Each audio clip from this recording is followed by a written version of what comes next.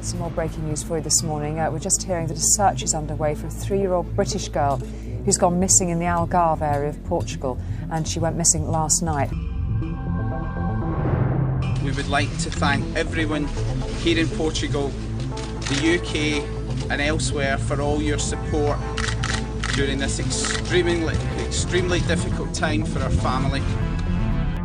Them alone. It's a similar scenario to dining in your garden, as opposed to, you know, going out into the town and not coming back for hours. We were very close, and we actually checked on the children extremely regularly. I don't think anybody feels we neglected our children. We certainly do not feel we neglected them. O caso de desaparecimento mais conhecido do mundo até hoje sem solução. Madeleine McCann desapareceu em Portugal há 14 anos sem deixar qualquer rastro, num país que neste momento tem apenas 9 crianças desaparecidas. Suspeitas, teorias e muita política envolvida, este caso espelhou fragilidades no sistema de justiça portuguesa para o mundo inteiro. Mas, afinal, o que é que aconteceu a Madeleine McCann? Olá e sejam de novo bem-vindos aqui ao meu canal. O meu nome é Madalena e hoje vou-vos trazer um dos casos mais conhecidos de sempre. Eu não ia falar deste caso aqui no canal porque acho que já toda a gente falou. No entanto, houve muita gente a pedir e eu também sempre achei um caso extremamente interessante. Por isso, hoje vamos falar do caso do desaparecimento da Madeleine McCann. Madeleine McCann nasceu a 12 de maio de 2003, filha de Kate e Gerry McCann, dois médicos britânicos de classe média alta. Da família ainda fazia parte um casal de gêmeos, Sean e Amélie, os irmãos mais novos de Madeleine, nascidos em 2005. A família residia em Leicester, em Inglaterra. Em 2007, a família McCann, junto com outros casais amigos, decidiram vir de férias para Portugal, mais concretamente na região do Algarve, uma zona muito popular entre estrangeiros, não só para férias, como também para residir. Todos ficaram hospedados do Oceans Club, um resort na zona da Praia da Luz, em Lagos, também conhecida como Little Britain, devido à grande concentração de ingleses nesse local. Os McCann chegaram a Portugal no dia 28 de abril e iriam ficar apenas uma semana no Algarve.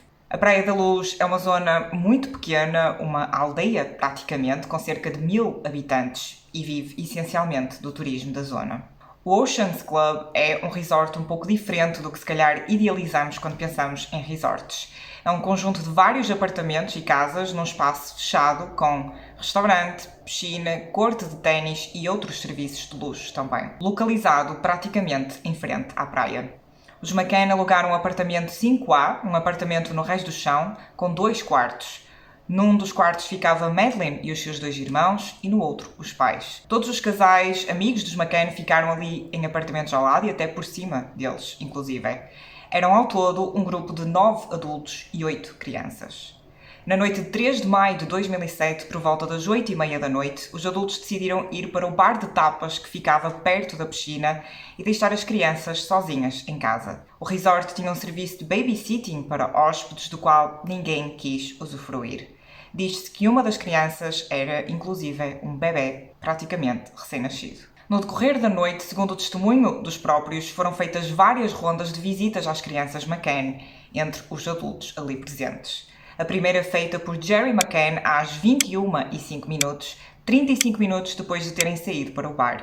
Segundo Gerry, as crianças estavam a dormir exatamente como as tinha deixado. A Madeleine com o seu pijama cor-de-rosa e o seu peluche numa cama individual encostada à parede e os gêmeos juntos em 2 berços no outro extremo do quarto, encostados à janela. Gerry ainda acrescentou que pensou que tinha deixado a porta mais encostada, quase que fechada, mas que quando chegou ao quarto, esta estava escancarada. Depois de verificar que estava tudo bem, Gerry saiu, deixando de novo a porta encostada. Às 21h30, Matthew Oldfield, um amigo dos McCann, ofereceu-se para verificar os filhos deles, enquanto ia ver os seus, que estavam no apartamento ao lado. Matthew diz ter olhado de relance para o quarto, já que a porta estava toda aberta, mas que como estava um silêncio total, foi-se logo embora, pensando estar tudo bem. Às 10, Kate McCann vai verificar verificar de novo as crianças. Kate diz que estava tudo aparentemente sossegado e que quando vai a sair do apartamento ouve a porta do quarto das crianças a bater e a fechar-se de repente, devido a uma corrente de ar. Quando a abre de novo, Kate vê a janela do quarto aberta. O que é estranho porque esta janela do quarto das crianças, segundo os testemunhos dos McCann, foi sempre deixada fechada ao longo de todas as férias. Não só a janela, como o store também. Essa janela dava inclusive para a rua, só separando um muro muito baixo. Kate olha para a cama de Maddie e vê tudo no sítio, menos a criança. Procura uns minutos pelo resto do apartamento, mas passado um pouco, vai de novo ao Tapas Bar a gritar aos presentes: "Madeline's gone. Someone has taken her." A Madeline desapareceu. Alguém a levou. Às 22h10, Jerry deu o alerta à recepção do resort que, como protocolo, iniciou a busca pela criança dentro do perímetro, pensando que esta apenas tinha divagado por ali. A polícia chegou ao local às 23h10. Às 2 da manhã foram trazidos cães para tentar localizar o caminho de Maddie pelo cheiro. Ainda começaram também a procurar em poços, riachos, caves, edifícios abandonados, etc., ali pela zona. Quando questionados e interrogados sobre o porquê desta decisão de terem deixado as crianças sozinhas nos apartamentos, num sítio praticamente desconhecido, num país também ele desconhecido, para apenas irem jantar e se divertirem, todos dizem que era porque dava para ver o apartamento de onde estavam desde o restaurante e que tinham rondas entre eles de irem verificar as crianças a ver se estava tudo bem. Sempre, pelas palavras deles, as crianças estavam sempre em segurança. E, de facto, é verdade que se consegue ver o apartamento da mesa deles, no Tapas Bar, mas não assim tão claramente. A separá-los há uma piscina, arbustos, uma rua estreita que não é privada do resort e só depois ficam os apartamentos. As entradas para o apartamento dos McCann, em concreto, uma delas lateral, do lado de outra rua, não eram de todo visíveis da mesa do Tapas Bar.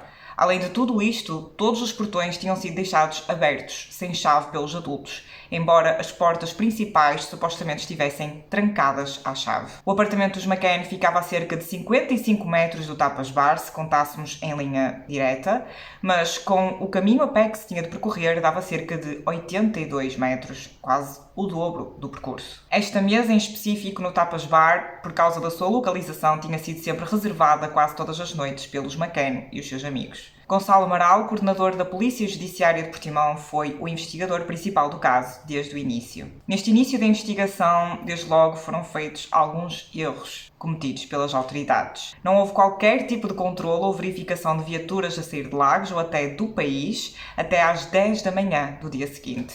E a Interpol demorou 5 dias até dar o alerta global do desaparecimento da Madeline, uma criança de apenas 3 anos. A região do Algarve não está muito habituada a este tipo de casos criminais, a polícia dali lidando essencialmente no controle da entrada de drogas que chegam do continente vizinho, África, devido à proximidade, e foi notória a falta de conhecimentos nestes procedimentos iniciais. Mas, ao contrário, por exemplo, do caso do Rui Pedro, que já contei aqui no canal, a polícia pelo menos fez alguma coisa logo. Os apelos dos McCann à população para que os raptores devolvessem a sua filha eram constantes. O casal distribuía panfletos, dava entrevistas e fazia aparições públicas para tornar o caso conhecido, na esperança de trazer Madeline de volta para junto da família. Embora aconselhados pelas autoridades portuguesas em contrário, os McCann tornaram pública a fotografia de Madeline, a cara mais conhecida do mundo inteiro.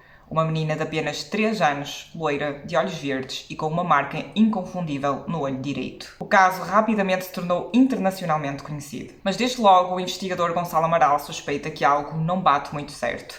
Não só pelas probabilidades que geralmente este tipo de crimes é feito por família, mas também devido às muitas incongruências nos testemunhos e ações do casal McCann. Para começar, o primeiro testemunho de Jerry. Este diz que quando foi às 21h05 ver as crianças pela primeira vez, disse que também estava muito aflito para ir à casa de banho, mas conta que foi do restaurante ao apartamento, não pela entrada lateral das traseiras, que é bem mais perto, mas pela entrada principal do apartamento, que fica do outro lado, ou seja, quase que teve de contornar todo o apartamento sem razão aparente. Mais tarde, supostamente, veio-se a saber que as chaves das portas foram deixadas no balcão da cozinha, estando apenas a porta principal trancada à chave, os McCann acedendo sempre ao apartamento pela porta lateral, apenas. ou seja, invalidando por isso este primeiro testemunho do Jerry. Amaral ainda diz que Jerry acrescentou ao seu testemunho que quando foi ver as crianças nessa noite, que até olhou exclusivamente para a Maddie e pensou o quão sortudo e feliz ele era por ter uma filha tão linda como ela. Uma declaração que, segundo Gonçalo Amaral, se tornou assim um pouco esquisita e fora de contexto. Jerry continua o seu testemunho dizendo que depois de verificar as crianças e já de regresso ao restaurante, se cruzou com um dos seus amigos, Jeremiah, que também ia ver os seus filhos. E que ainda pararam ali na rua à conversa, junto da porta lateral do apartamento dos McCann. Jane Tanner, outra amiga do casal, sai do Tapas Bar, também ela, para verificar a filha. E conta à polícia que viu Jerry à conversa com Jeremiah, embora Jerry tivesse dito que nunca a viu, e ainda diz que, em frente, no fundo da rua, perto da entrada principal do apartamento dos McCann, Jane Tanner diz ver um homem a carregar nos braços ao colo uma criança com um pijama cor-de-rosa, igual ao que Madeleine estava a usar naquela noite. A polícia, ainda a investigar uma linha de investigação de rapto, faz um retrato falado deste avistamento de Jane Tanner e torna-se uma das imagens mais conhecidas do caso. Segundo Amaral, no início Jane Tanner não deu muitos detalhes, dizendo apenas que viu de relance essa cena, apenas pormenorizando o pijama da criança, nada quase sobre o aspecto do homem a carregá-la, mas que ao longo do tempo foi adicionando coisas. Pelo testemunho de Matthew, ele diz que entrou pelo portão lateral e confessa que nem reparou se estava Madeleine ou não no quarto, que apenas se concentrou se ouvia barulho e, como estava um silêncio completo, calculou que as crianças estivessem a dormir e bem, e por isso saiu. Ainda acrescenta que dessa vez iria Kate verificar as crianças, mas que ele insistiu em ir ele, já que ia ver as suas no apartamento ao lado. Gonçalo Amaral diz que sempre achou muito estranho que todas as verificações às crianças naquela noite quase que se concentravam exclusivamente às crianças McCann, ou seja, não só os McCann como os outros casais iam ver sempre Madeleine e os irmãos, e os McCann nunca foram ver as crianças dos amigos. Chega também à polícia judiciária um testemunho de uma família de irlandeses também a passar férias por aquela zona, a família Smith, que dizem que nessa noite, ao saírem de um restaurante naquela zona por volta das 21h50 e ao subirem uma rua, acho que paralela ao apartamento dos McCann, viram um homem com um passo um pouco acelerado com uma criança ao colo. A criança era loira, mas como estava de costas para eles, não conseguiram identificar muitas das características, a não ser que teria por volta dos 3, 4 anos de idade. O homem, contudo, não conseguiam identificar. Enquanto isso, a procura por Madeleine continuava, mas sem resultados. Havia apenas 2 hipóteses sobre o que poderia ter acontecido naquela noite. Alguém a levou do seu quarto, ou seja, um rapto, ou os pais estariam a esconder alguma coisa e talvez soubessem mais do que diziam. Quão difícil seria provar um dos dois?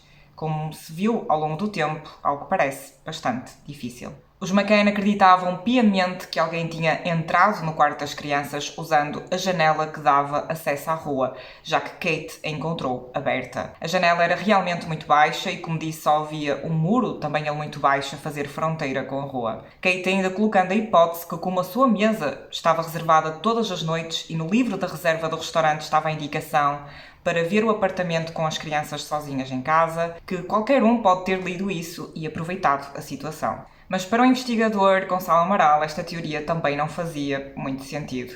Para começar, alguém conseguia abrir o store e a janela do lado de fora e levado a criança em mais ou menos meia hora sem ser visto? E se o raptor fosse de facto então um homem a carregar uma criança que Jane Tanner viu na rua? Também isto não fazia sentido. Este avistamento de Jane Tanner foi por volta das 21h05 ou pouco depois, à altura em que o Jerry acaba de verificar as crianças, ou seja, estava tudo bem, e Matthew ainda voltou ao quarto depois disso e diz que não viu a janela aberta.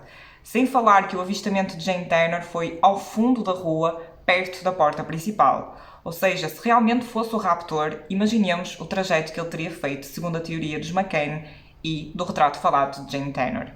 Um homem entrava pelo portão lateral da casa, que estava destrancado, abria a janela pelo lado de fora, store e vidro, entrava, tinha de passar por cima dos 2 berços dos gêmeos que estavam encostados à janela sem os acordar, leva Madeleine e sai pela porta principal, passando na rua onde Jane Tanner o teria visto. Porque se saísse pelo mesmo sítio, ou seja, pela janela, teria-se cruzado com Jerry e o amigo à conversa junto ao portão lateral. E Jane Tanner viu ao fundo da rua, não ali. E porquê é que o raptor ia ter o trabalho de abrir um store e uma janela pelo lado de fora, se a porta das traseiras esteve sempre aberta? Supostamente, depois do caso, outras pessoas tentaram abrir os stores das janelas desse apartamento por fora e ou não conseguiam ou estragaram o store ao tentar fazê-lo com força. Também a história de Kate ao verificar as crianças não batia muito certo. Kate foi ver se as crianças estavam bem, mas nem sequer as viu realmente antes de sair do apartamento. E foi só pela porta bater que ela voltou ao quarto e realmente olhou para o quarto. Em 2009, Kate e Jerry vão ao programa da Oprah e Kate dá uma nova versão do que viu quando chegou ao apartamento nessa noite. Diz que a porta do quarto das crianças estava muito aberta e não era normal. Diz que a tentou fechar e que esta bate com a corrente de ar e que quando a abre vê a tal janela aberta. Só aí é que repara que Madeleine não estava na cama. Ou seja, de novo e pela segunda vez, noutra versão do sucedido, Kate ia embora sem realmente verificar as crianças quando foi esse o propósito pelo qual ela foi ao apartamento. Só reparou na falta da Madeleine pela porta bater.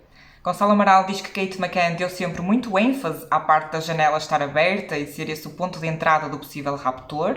Também, sem falar o quão estranho é que Kate acaba de descobrir que a sua filha mais velha foi raptada por alguém desde a sua cama, no seu quarto, e ela corre para o restaurante para avisar todos, deixando os dois gêmeos com apenas 2 anos sozinhos, com tudo aberto no apartamento, enquanto estavam a dormir. Embora se tenha dito que a polícia portuguesa não selou logo o apartamento e que foi uma das grandes falhas das autoridades, a história não foi bem assim. Quando Kate vem do restaurante, já todos os seus amigos entram pelo apartamento dentro para tentarem ajudar a procurar Madeleine, assim como outros vizinhos que ouvem os barulhos durante a noite e querem ajudar. Uma vizinha ainda declarando à polícia que, nessa noite, quando pergunta a Jerry McCann o que é que aconteceu, ele responde: uma criança desapareceu, não dizendo que é a sua filha. No meio de toda a gente no apartamento e o rebuliço que por ali deveria haver, os gêmeos continuaram sempre a dormir. Kate, nessa noite, depois da chegada das autoridades, leva os gêmeos para dormir noutro apartamento e, segundo testemunhas, está constantemente a verificar a respiração das crianças, colocando a mão em frente da boca a ver se estavam a respirar, como se tivesse algum tipo de receio que, do nada, as crianças deixassem de respirar. Quem conta isto é uma das amigas do casal, Fiona Payne. As autoridades procedem a recolher impressões digitais em todo o apartamento e até aqui se vê como as autoridades portuguesas eram inexperientes e incompetentes. Numa janela traseira foi encontrada uma palma de mão masculina de um dos primeiros polícias no local, ou seja, nem se importaram de contaminar a cena nem nada, e isto iria completamente manchar qualquer tipo de evidências recolhidas no local pela polícia portuguesa. Na tal janela lateral foi encontrada por dentro uma única palma de mão, a de Kate McCann. No apartamento não havia vestígios de entrada forçada ou arrombamento. A cama de Madeleine parecia estar intacta, só com os cobertores um pouco para trás. A polícia também achou útil fazer uma cronologia de eventos desse dia antes do desaparecimento da criança. Aparentemente todos estiveram juntos ao pequeno almoço, onde Madeleine perguntou aos pais porque é que na noite anterior não vieram quando ela e o irmão acordaram e começaram a chorar, porque estavam sozinhos. Ao que Kate apenas terá respondido: desculpa. Pouco depois foram para a piscina do hotel, onde foi tirada a última foto de Madeleine, ao lado do pai e da irmã. Jerry, depois disso, ainda foi jogar ténis. Depois, por volta das 6 da tarde, estavam todos no apartamento e recebem a visita de um dos seus amigos, David Payne, que aparece sob o pretexto de os ajudar com as crianças, inclusive a dar-lhes banho. David diz ver Madeleine bem por volta dessa hora. O tempo que David Payne ficou no apartamento não é unânime, Jerry dizendo que ele ficou cerca de meia hora e David dizendo que ficou apenas 30 segundos, pois os McCann já tinham dado banho às crianças e tudo. Gonçalo Amaral recorda especificamente a expressão que David Payne disse ao falar das crianças McCann naquele dia, que pareciam uns anjos imaculados. Outra expressão também fora de contexto. Aqui entra um dos personagens mais estranhos e esquecidos deste caso, David Payne. Um velho amigo de Jerry, também ele médico, viajava frequentemente com os McCann, ele e a sua esposa Fiona. Aliás, era geralmente David a organizar estas viagens, inclusive a desse ano na Praia da Luz. Um facto que a polícia portuguesa teve conhecimento muito tempo depois de ter acontecido e que soube quase por acidente, foi que a 16 de maio, um casal que já viajou antes com mais ou menos este grupo da Praia da Luz, dirigiu-se à polícia de Leicester com certas preocupações. Dizem que precisam de contar algo sucedido em férias passadas, desde as quais nunca mais quiseram viajar em conjunto com o mesmo grupo. Este casal, em testemunhos separados, conta que David Payne e Jerry certo dia estavam a conversar numas férias em Palma de Mallorca, em 2005, ou seja, 2 anos antes. Nesta conversa, quase que apanhada a meio, o casal apercebe-se que os dois estão a falar de Madeleine. E David Payne diz: ela faria isto, fazendo um gesto de meter um dedo na boca e com outro a tocar no próprio mamilo. Algo que ambos disseram ter um grande teor sexual. Este episódio aconteceu pelo menos 2 vezes na presença deles. Desde aí este casal evitou estar na presença de David Payne e nunca mais participou nas viagens anuais do grupo, segundo a mulher, devido ao receio pela filha, ainda criança. Houve também uma ex-assistente social britânica que morava no Algarve, que quando soube do caso de Madeleine ofereceu a sua ajuda e diz que de alguma forma reconheceu David Payne assim que o viu, de processos antigos. No entanto, ela não sabia identificá-lo, se tinha sido arguido ou se tinha sido uma testemunha. Mas a ajuda desta pessoa nunca foi requisitada, sendo quase que empurrada para fora do caso, sem se saber muito bem porquê. Enquanto isso, a investigação continuava, mas a polícia britânica já estava muito envolvida. Muitas coisas já eram inteiramente atribuídas à polícia britânica, como por exemplo o testemunho de David Payne. De acordo com registros telefónicos, a partir das 10 da noite dessa noite, há muitas chamadas entre Kate e Jerry, ou seja, eles não estavam juntos pouco depois de saberem que a filha tinha desaparecido.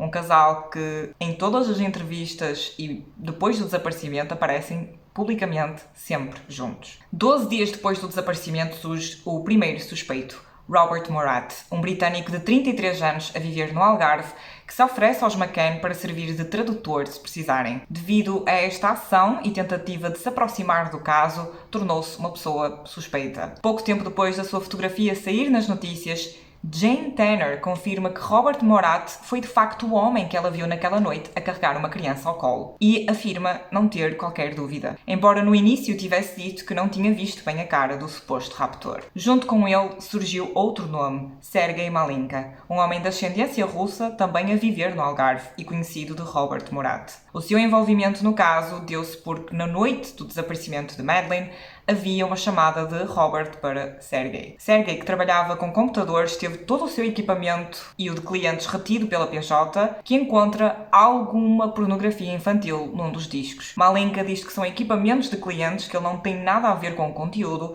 mas o rumor já é o suficiente. Malinka teve o seu carro queimado à porta de casa com a palavra "fala" escrita a vermelho. Também Robert Morat foi completamente massacrado pela polícia, imprensa e população em geral. Teve o quintal da sua casa todo esburacado devido a buscas da PJ que não deram em nada.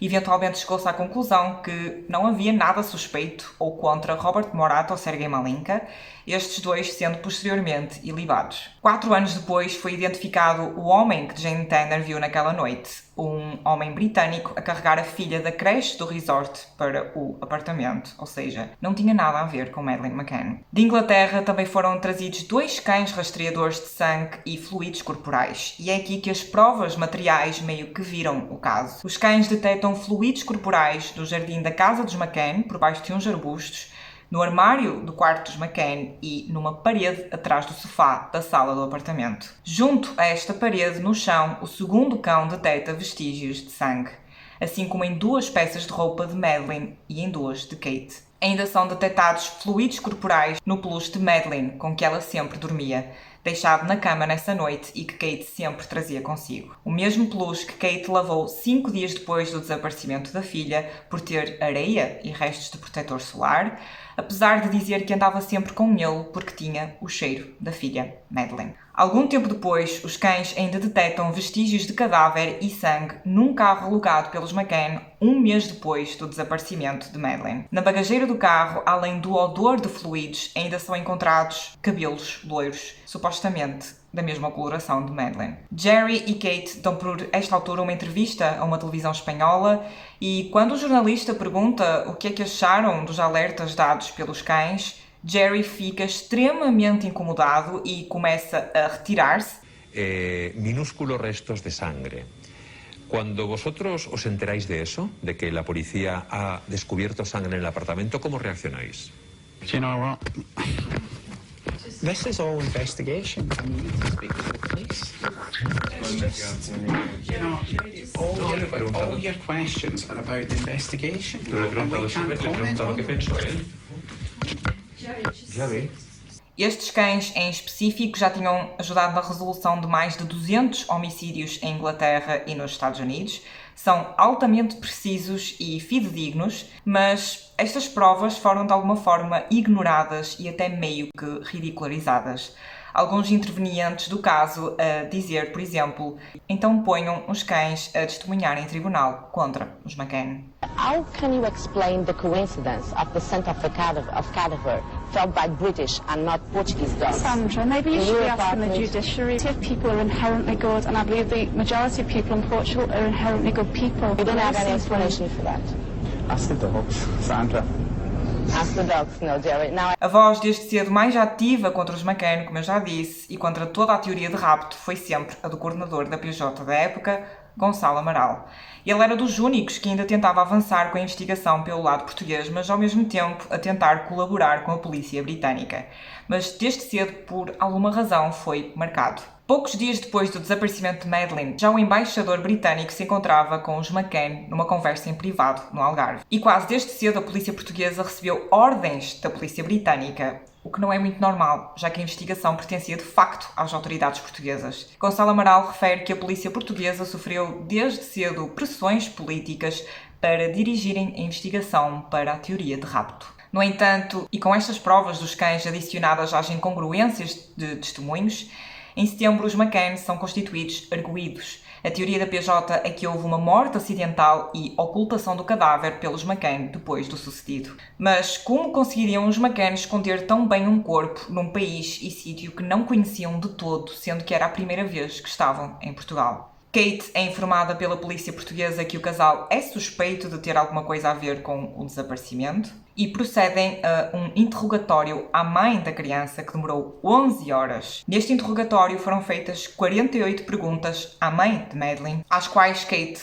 recusou responder. Muitas destas perguntas eram de novo para recordarem o que Kate viu naquela noite e até do dia-a-dia da família em Inglaterra, e Kate não quis responder a nenhuma das 48 perguntas. Enquanto isso, a imprensa britânica espelha a polícia portuguesa, principalmente Gonçalo Amaral, como nada profissionais. Sendo super sensacionalista, como é até hoje, comentava que o Departamento de Investigação português do caso da Madeleine, em vez de avançar com o caso, passava 3 horas a almoçar em restaurantes, enquanto ainda por cima bebiam álcool. O distanciamento que estava a ser gradual dos McCann para com as autoridades portuguesas era agora notório.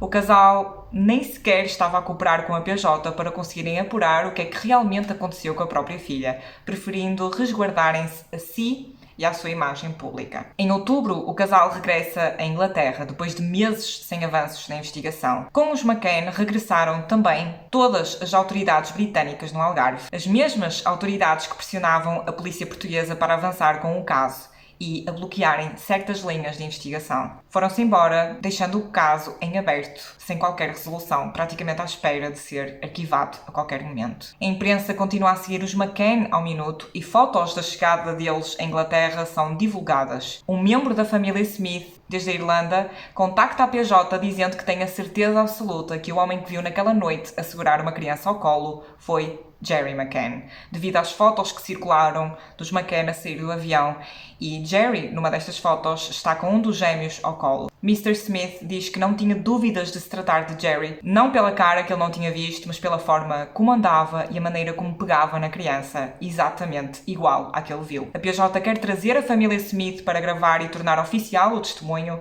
mas aqui há nova reviravolta. Gonçalo Amaral, o chefe da investigação do caso Madeleine, é afastado da coordenação da Polícia Judiciária de Portimão e, consequentemente, do caso da investigação do desaparecimento de Madeleine. Pressões políticas a envolver, inclusive, o primeiro-ministro inglês da altura, Tony Blair, a serem mencionadas como uma das causas. Com a saída de Amaral da investigação, a família Smith nunca chegou a vir testemunhar a Portugal, segundo as autoridades, porque havia testemunhas que colocavam Jerry no restaurante a essa hora, ou seja, não era um testemunho viável. Sem novas pistas e nada que fizesse o processo andar para a frente, não havia muito mais a esperar do que o arquivamento do processo. Em 2008, Gonçalo Amaral, já afastado da PJ, lança o livro A Verdade da Mentira, contando todas as informações a que teve acesso, assim como a sua teoria do que realmente aconteceu a Madeleine naquela noite. Segundo Amaral, a teoria mais forte é a de morte acidental, quer seja por overdose de medicação ou uma queda, por exemplo. Os McCann, com medo de perderem os gêmeos, serem presos e até perderem a licença de médicos, ocultam o facto sob a invenção de uma história de rapto. O facto de haver fluidos corporais no carro dos McCann meses depois do desaparecimento prova para Amaral que o corpo foi preservado de alguma forma, mais concretamente congelado. Gonçalo Amaral teve também informações confidenciais que lhe chegaram de que, em meados de julho, uma pessoa durante a noite diz que viu 3 pessoas a dirigirem-se à Igreja da Praia da Luz com um saco preto às costas. Nessa noite estava o corpo de uma britânica na capela mortuária que no dia seguinte foi para cremar na zona do Alentejo.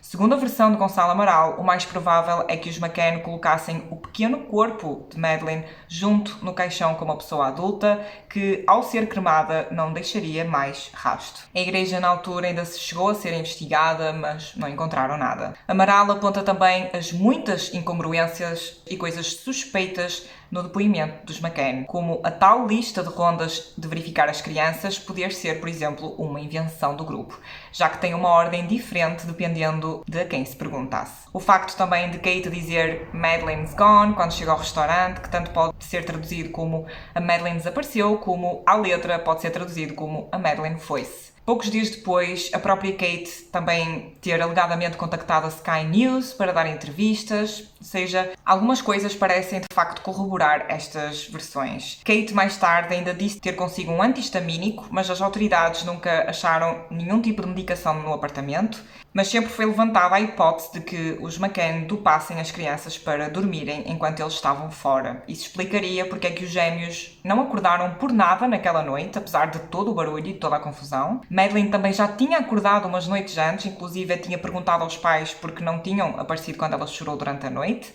Esta história é contada não só pelos McCann, como até por vizinhos do apartamento que ouviram crianças a chorar na noite anterior ao desaparecimento. Madeleine era a mais velha, estava a dias de fazer 4 anos e não era conhecido se tinha ou não problemas de saúde. Por exemplo, a marca que Madeleine tem na íris do olho direito, que tanto se conhece, chama-se coloboma, que já esteve várias vezes relacionado com problemas cardíacos. Antihistamínicos em comprimido, pelo que li, não são aconselhados a crianças com menos de 6 anos de idade. Os gêmeos, contudo, nunca foram testados para ver se tinham algum tipo de medicamento no organismo. 6 meses depois da saída do livro de Amaral, os McCann processam o investigador por difamação, mas sem resultado.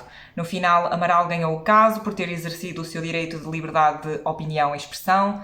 Contudo, hoje em dia, e por alguma razão, este livro é muito difícil de encontrar e, embora até tenha sido traduzido em outras línguas, como por exemplo o espanhol, segundo vi, também por alguma qualquer estranha razão, este livro nunca foi traduzido para inglês. Em 2011, Kate McCann escreve também ela um livro intitulado Madeleine, o desaparecimento da nossa filha.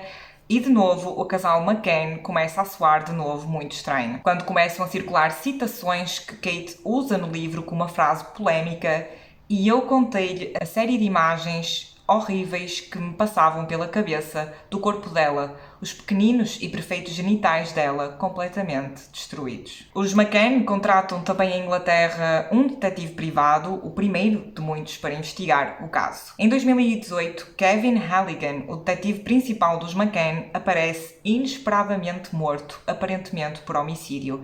Era suspeito de ter extorquido dinheiro doado aos McCann especificamente para o caso Madeleine, utilizando-o para fins pessoais. Em 2011, o caso passa para a Scotland Yard, a mais alta patente de investigação criminal no Reino Unido. Em 2019 saiu um documentário de 9 episódios sobre o caso na Netflix, que, na minha opinião, é extremamente longo, desnecessário e forçosamente parcial. Em 2020, um ano cheio de surpresas, trouxe ainda mais uma, o novo suspeito no caso de Madeleine, Christian Bruckner, um alemão de 44 anos que viveu em Portugal entre 1995 e 2007. Está atualmente a cumprir pena desde 2017 por tráfico de droga, abuso sexual de uma menor e violação. Ainda não há muitas informações do que é que exatamente conecta este homem a Madeleine, sem ser o facto de estar no Algarve e pela Praia da Luz na altura do desaparecimento, e também o tipo de crimes ser razoavelmente equiparável.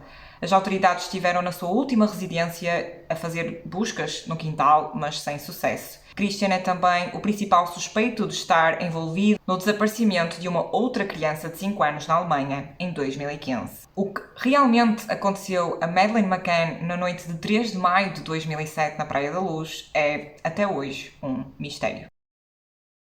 E é este o caso de hoje. É um caso um bocadinho longo, mas há muita coisa para falar deste caso e, acreditem, havia ainda muito mais para falar. No entanto, eu não queria alongar-me demais, por isso só dei assim as coisas que eu achava mais importantes. Deixem nos comentários o que é que acham do caso da Madeleine McCann. Digam as vossas teorias, o que é que acham que aconteceu com a Madeleine naquela noite. Se há alguma coisa que eu me esqueci de mencionar, ponham também nos comentários. Se gostaram deste vídeo, não se esqueçam de deixar o vosso like e subscrever ao canal, também se ainda não estiverem. Por hoje é tudo e vemo-nos no próximo. Bye!